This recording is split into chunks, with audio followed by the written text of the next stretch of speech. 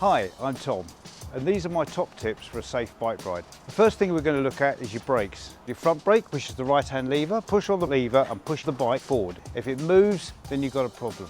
Do exactly the same thing with your back brake. If you have any problems with this, go to an expert and get them to fix it. Simple check with the tyres. For the pressure, flat of your hand on the tyre, push down. It shouldn't flex very much at all. Hard tyres make for an easy ride. We're now going to look at steering. Simply put the wheel of the bike between your legs and try and turn the handlebars.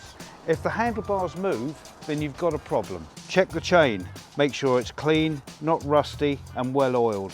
Last but not least, look at the seat and the saddle.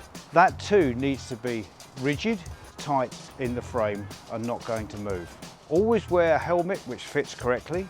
Consider wearing something which is high visibility. Lights are always a good thing to fit, daytime or nighttime.